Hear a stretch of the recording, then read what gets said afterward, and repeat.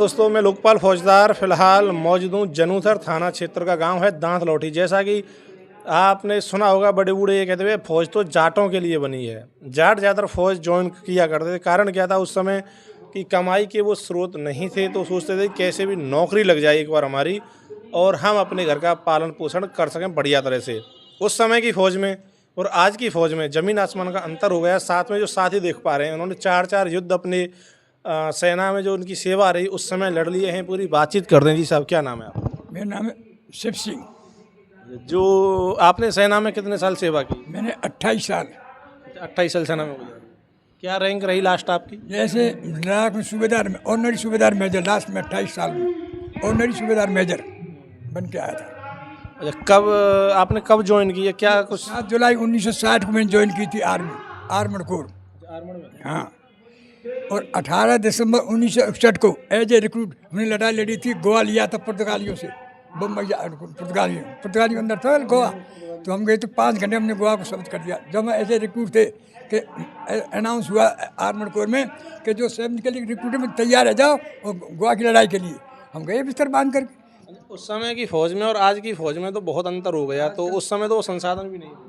अरे साहब पूछो मत, कुछ भी नहीं था पहले, तो कुछ भी नहीं था। 61 की लड़ाई 62 की लड़ाई हमने लड़ी थी। 9 दिन में खाना मिला था हमको, हमारे पास कपड़े भी नहीं थे। ब्रिगेडियर होशियार सिंह साहब घेरे में थे चीन के बॉर्डर पर, हम उनकी सहायता के लिए गए थे।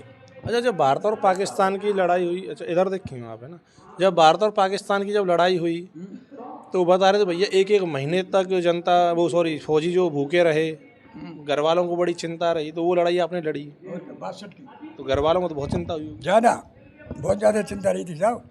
और कारण क्या था, हमारे पास पुराने टैंक थे। 62 की लड़ाई में 7 के मिली जो पुराने टैंक थे फ्रांस के दिए हुए, हम सब दिन चले पहाड़ों में तो 7 किलोमीटर कि पहाड़ों में ट्रैक्टर चढ़ा ही ना है।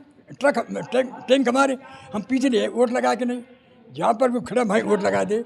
सब दिन में 3.5 किलोमीटर चले। इस तरह से 21 दिन में हम पहुँचे बोमडीला, जो चाइना में है का है।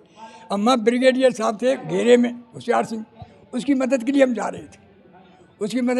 हमारे पास 7 टैंक थे। अब पहाड़ी थी बीच में बोमडीला में, सीधी 3 किलोमीटर और जाए तो 21 मिनट चक्कर काट के हम सड़क हम 21 किलोमीटर चक्कर से जा रहे थे। तो रास्ते में हमारे एक टैंक ब्रेक डाउन हो गया था, ये पेट्रोल ख़त्म हो गया था। जो हम जा रहे रात में 11 बजे पेट्रोल देने के लिए, तो चाइनीज़ फोर्सेस आ रही थी। मैं कह रहा रिक्रूट थे हम 62 में। मैंने उस्ताद ये कौन है? अरे बोले ये चाइनीज वो हैं, जनता वैसे भाग के आ रही है। जब वो चाइनीज फौज थी वो खच्चरों को आ रही थी भैंसो। हम वो चले गए, हमने टैंक में डाला 12 बजे। मेजर साहब थे हमारे SDF जम्बाल, बोले ऐसा करो सब बैठे रहो टैंकों पर, हमने खाने वाने को चेक करो, तोप खाने को चेक करो और खाना लेके रखो। रात के 1 बजे ऑपरेशन कमांडर मेजर जनरल आए थे, बोले जम्बाल ये तेरी फौज है, आई एम रनिंग ऑफ, बूता मारते चलेगो। और 3:30 बजे अब चाइनीज की फौजी पहाड़ पर और हम थे सड़क पर, उन्होंने हमारे को फायर करना शुरू कर दिया। हमारे पास टैंक थे पुराने और गन की 37 mm की, कितने गोला जाए करना जाए, हमारा कोई असर ही ना हो। 3.5 घंटा हम लड़ते ही रहे। आखिर में एमिनेशन खत्म हो गया। हमारा कैप्टन था KVS मेहता, ग्वालियर के थे।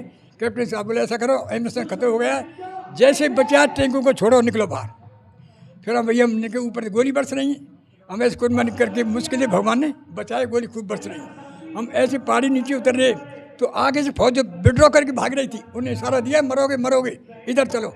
ऐसे कर करके हम 3.5 किलोमीटर दूर के गए। जो 4 बजे पहाड़ी पे जाके पहुँचे तो फासला था 3 किलोमीटर। तो मैं इकट्ठे हुए, कैप्टन साहब बोले कौन कौन रह गए? सोचा ये 43 आदमी रह गए, बाकी पीछे आ रहे हैं। एक फिटर EME को बोला साहब मेरी पासबुक रह गई है। कैप्टन साहब बोले क्या बेवकूफ़ और बन जाएगी ना साहब, मैं ले जाऊँ। वो अपनी पासबुक ले गए और पासबुक लेके निकले, वहाँ फायर आया, वहीं ख़त्म हो गया। अब वहाँ से हम चले, हमारे पास खाना पीना कुछ नहीं, ना कोई गर्म कपड़ा, ये सिंपल डांग रही थी और मूड थे। बताओ अब रास्ता में कहाँ जाए, कहाँ पता क्यों आप पीछे चाइनीज फोर्स हमारे पीछे आ गए। तो हमारे पास नक्शा थे, उससे हम दगड़ियान में नाले में चल के आए। हमें नेपाल में ज़्यादा कैद होते कि हमारे पास हथियार थे, इसलिए हमको 9 दिन में जाके खाना मिला था भाई साहब। बैरम कुंड पर रात के 11 बजे हमारे टेलीग्राम बन गए थे मरने के कि हमारे। कारण क्या है भारत पाकिस्तान और भारत चाइना में आपसी लड़ाई क्यों होती है? ऐसा हुआ था, ये मेरी कहानी पहले सुन रहा कि बीड़ी तो क्यों पता है। ऐसा हुआ था पहले, चाइना बहुत ज़्यादा गरीब था, इधर टीवी पर आई थी और जवाहरलाल जी थे हमारे प्रधानमंत्री। उन्हें चाउन लाई को अपनी जहाज भेज करके बीड़ी वाले में परिणाम में मीडियम सुनी थी, इन्होंने बुलाया था प्रधानमंत्री चाउन लाई। वो देख गया तो हिंदुस्तान में कछुना है, फौजे कछुना है ऐसे करके, और फिर हमारे पीछे अटैक कर दिया। हमारे पास बहुत सामान कुछ भी नहीं था, तब तो वो चाइना हमारे क्षेत्र में घुस गया था। उसके बाद फिर एक था जे.एन. चौधरी, वो मेजर साहब था, पहले उसका बहुत बड़ा नाम था। 1942 की लड़ाई में वो ऑपरेशन चार था वहाँ, तो उसने वहाँ क्या किया, सेकेंड वर्ल्ड वार में फौज का इंचार्ज बना दिया उसको। उसने क्या, पहाड़ी इलाका था, उसने पेट्रोल छिड़का दिया था वहाँ हवाई जहाज से, और 8 एटम फायर करा दिया, सारी फौज जल के मर गई। तो जे.एन. चौधरी बहुत माने हुए जनरल था हमारा।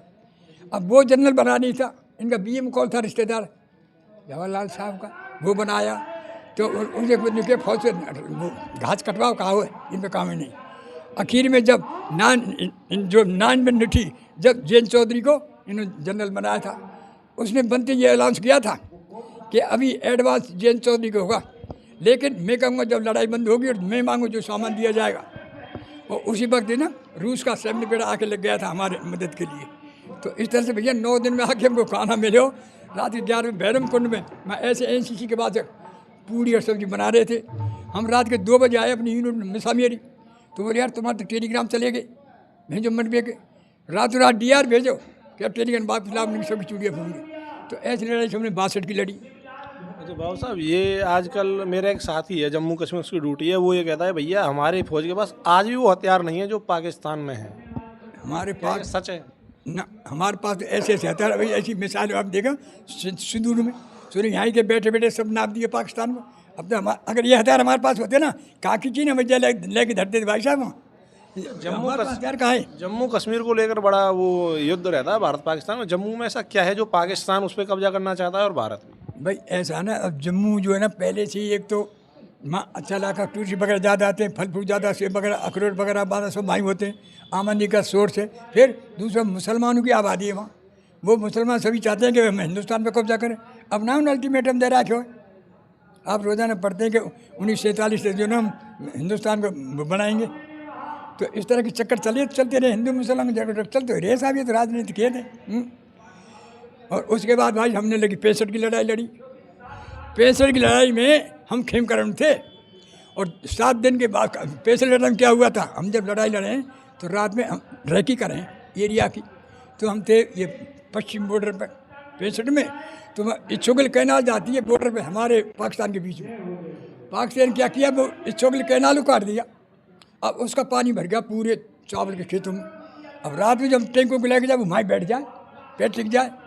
उधर से वो भी आ रहे थे पाकिस्तानी, मैंने देखा अरे हिंदुस्तानी टैंक तो भेजो मोर्चे में लगा रखे इन्होंने, उन ज्ञान कहाँ हो, भगवान ही दे। मुझे ऐसे वहाँ ब्रिगेड की रिपोर्ट दी, मुझे ऐसे ही बात बोलो, ओला सब शांत रहो, फर्स्ट लाइट पे ऑटोमेटिक फायर कर देना। फर्स्ट लाइट पे गई फौज में 3:30 बजे, तो भैया 48 टैंकों ने सुबह 3:30 ऑटोमेटिक फायर किया। पाकिस्तानी टैंकों ने छोड़ छोड़ के भागे। हमने पैटर्न टैंक बनाया नगर, पैटर्न नगर 32 टैंक पकड़े पाकिस्तान के, वो साले भागे। में क्यों बोले, ऐसे हमारे धर्म में मुसलमानों के में कि जलेंगे तो काफर रह जाएंगे, इसलिए जलेंगे में भाग गए। हम 7 किलोमीटर रह गए थे पैसे लड़ाई में लाहौर थे, और हमारा अफसर ने खूब कही साहब एक दिन और दे, उन्होंने यहाँ बचो। और लाल बहादुर शास्त्री हमारे प्रधानमंत्री थे, और जो ये जगदीप राम था रक्षा मंत्री, डिफेंस मिनिस्टर था। तो भाई रुकदा जी नहीं, जब भी लेने थे लाहौर है। तो हमारा तो भैया सब काम ऊपर वाले करें। नहीं फौज हमारी ऐसी है, नेपोलियन बोला ना कही रूस के ने कहे हिंदुस्तान फौज अगर मेरे को मिल जाए बड़ को कामयाब कर दूंगा। तो हमारे तो ऐसे लड़ाकू हैं साहब। अब चल रही है रूस में, यूक्रेन में चल रही है, ये कोई लड़ाई थोड़ी है। ये तो ये देख लिया भाई कहाँ मिसाइल फेंकनी है, इनका तेल बर्बाद वहाँ फेंक दें। हमारी हिंदुस्तान को आगे पीछे सामने की, या तो बिड़ रहो आगे से, वो हो लड़ाई। ये तो इनके गुरेला वार फेर हैं, ये चल रही है, इजराइल में चल रही है, अब ईरान के पास अमेरिका कर रहा है। ये कोई लड़ाई थोड़ी है ना, ये तो गुरेला वार फेर हैं। ये तो जहाँ हमने ना मिसाइल डाली पाकिस्तान में, ऐसे कर दिया ऑपरेशन सिंदूर में। हमारे पास ब्रह्मोस कैसी मिसाइल है, साला बल्ड कितनी मांग रहे हो अभी। और यूपी में तो कारखाना खोल लिया योगी ने, तो साहब हमारी तो फौज की तो कनी अलग है भाई साहब। हमारी सी फौज तो कहीं है नहीं वर्ल्ड में। हमने साल 71 की लड़ाई में 93,000 आदमी कैद किए, क्योंकि हमारे पास टैंक थे एम्फीबियस टैंक बोलते, पानी और दलदम जुलम चले। 63 केवल दिन भाग लिया था वहाँ, और हम थे पश्चिम सेक्टर में। 71 लड़ाई बता रहा हूँ। तो वहाँ क्या ये घुस गए ब्रह्मपुत्र को पास करके, उनको पता ना हो कि यहाँ आर्मी आ जाएगी हिंदुस्तान की। और मेजर TS राणा था जो मर गया पानीरी का, ये ऑपरेशन इंचार्ज था। इसने वहाँ जा करके 4 तो टैंक लगा दिए पाकिस्तान में। और जब 4 तक उसको नाजी को मैसेज दे दिया कि तू घुट चुका है, देख ले, या तो हथियार डाल दे, सरेंडर कर दे, नहीं हम फायर करते हैं। मैंने फट झंडा दिखा दिया सफ़ेद, और सारे सरेंडर रह गए। 93,000 आदमी पाकिस्तान कैद किए 71 की लड़ाई में, जब ये बांग्लादेश में बना था।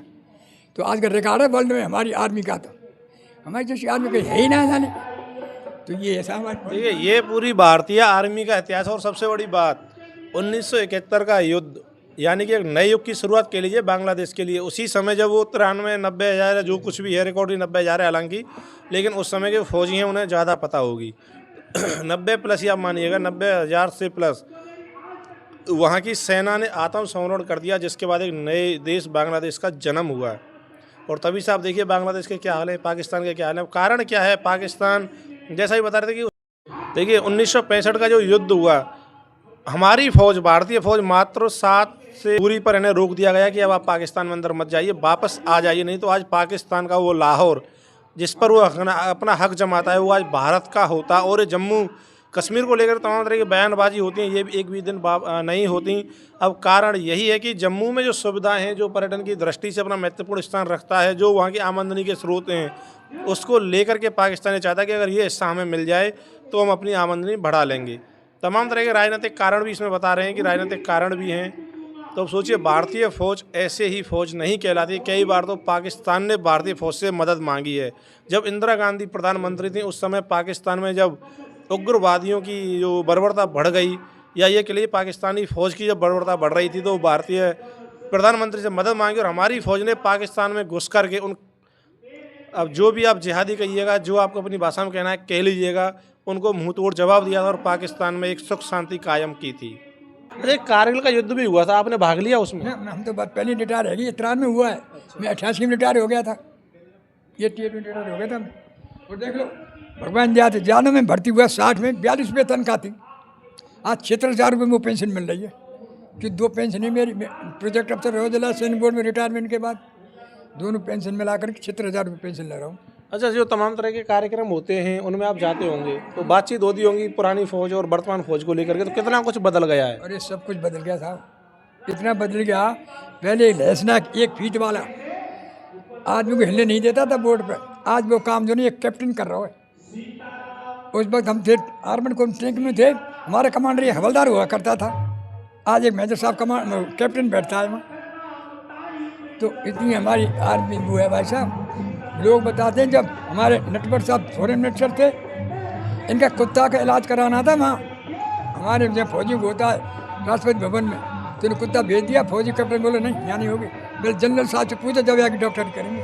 तो पहले फौज में इतना शासन था। अब देखिए, फौजी हमारे देश की आन बान शान है। अगर आज आप अपने घरों में सुरक्षित बैठे हैं तो भैया इन फौजियों की बदौलत ही बैठे हैं। फिर भी तमाम तरह इनकी उपेक्षाएं की जाती हैं, अपेक्षाएं जो इनसे थी वो सब कुछ है। लेकिन देखिए, प्रशासनिक स्तर पर आप देखिएगा फौजियों को आपने सम्मानित होते हुए नहीं देखा होगा, ये सबसे बड़ा सवाल है। 4 युद्ध लड़े, भारत के लिए लड़ाइयाँ लड़ी, ऐसे फौजियों को तो कम से कम स्थानीय प्रशासन द्वारा सम्मानित करना चाहिए। आपकी क्या राय कमेंट करके बताइएगा, साथ ही वीडियो को शेयर करें। जय हिंद, जय भारत।